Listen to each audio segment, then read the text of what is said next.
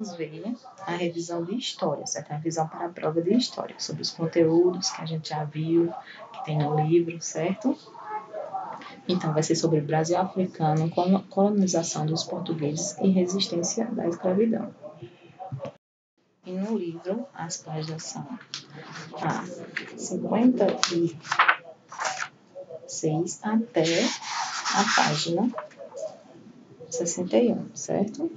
Vocês podem dar uma olhada no livro, dar uma estudada. Bom, Brasil africano. Até 1530, aproximadamente, né? A principal atividade econômica dos portugueses aqui no Brasil era que eles extraíam o pau-brasil, certo? E era feito com a mão de obra indígena. Quem extraía esses pau-brasil eram os índios, certo? E foi nesse período que os portugueses eles decidiram iniciar a colonização do território com o cultivo da cana-de-açúcar e a produção de açúcar, certo? Eles vendiam para a Europa, certo? Essa cana-de-açúcar e açúcar. E eles precisavam ocupar as terras. Caso contrário, se eles não ocupassem essas terras, os povos europeus viriam e iriam pegar essas terras, certo? Então, eles precisavam ocupar as terras, né? Tomar posse dessas terras, ou então os europeus iriam pegá-las. Então, vender açúcar naquele tempo, né, foi uma forma muito lucrativa de ganhar dinheiro, certo? E os colonizadores buscaram ampliar a produção. Para isso, era preciso de mais trabalhadores, certo? Para cultivar cana-de-açúcar nos engenhos. Então, além da mão de obra indígena, os portugueses eles buscaram pessoas da África, né? E escravizaram essas pessoas para trabalhar nesses locais de cana-de-açúcar, certo? Então, esses povos que vieram da África, eles já tinham cultura, já tinham religião, já tinham seus costumes, e eles vieram para cá, para o Brasil, para algo novo, certo? Eles trouxeram sua cultura para cá. E os africanos, eles não vieram para cá por vontade própria. Eles foram trazidos, né, à força para trabalhar aqui.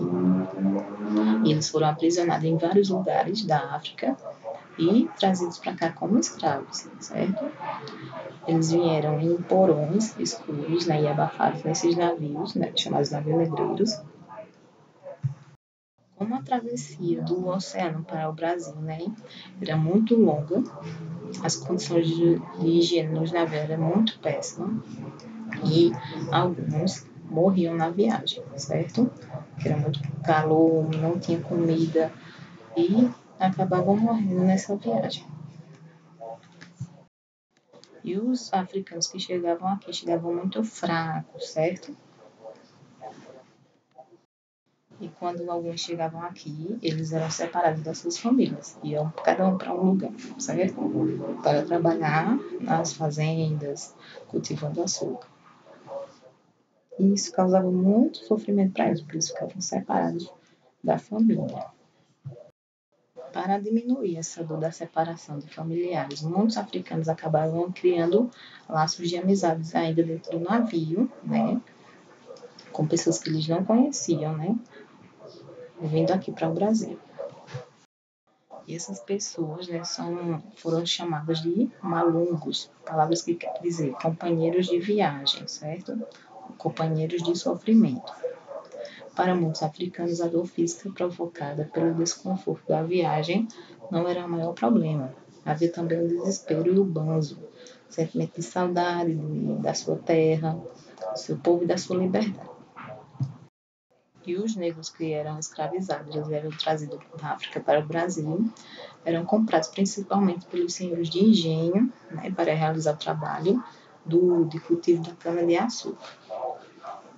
Ao chegarem no Brasil, os africanos eram escravizados, eram vendidos aos senhores de engenhos e a outras pessoas que procuravam mão de obra escrava.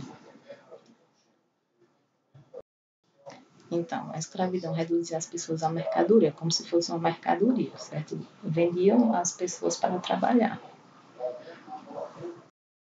E os negros escravizados pertenciam aos senhores que compravam aos comerciantes, certo? Eles iriam trabalhar em lavouras de cana-de-açúcar, nos engenhos de açúcar, na mineração do ouro, diamante e nas fazendas de café. também faziam atividades domésticas. A resistência à escravidão. Assim como os indígenas, eram comuns os negros se revoltarem contra as suas condições de escravizados.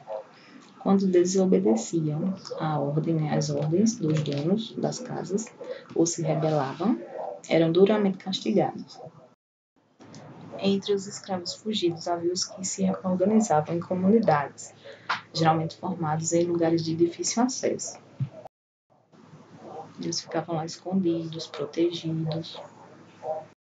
E esse lugar era chamado de quilombo, lá onde eles ficavam escondidos, certo? Havia quilombos em quase todo o litoral brasileiro e também em algumas áreas do interior do país. E ainda hoje há no interior, no litoral do Brasil, comunidades, vilas e bairros que se originaram de antigos quilombos, certo? Aqueles quilombos, eles criaram uma comunidade e foram crescendo ali. Porque muitos moradores, eles continuaram ficando ali, mesmo depois da abolição da escravatura. E os escravos que moravam nessas comunidades e os descendentes que nelas permaneceram são chamados de quilombolas.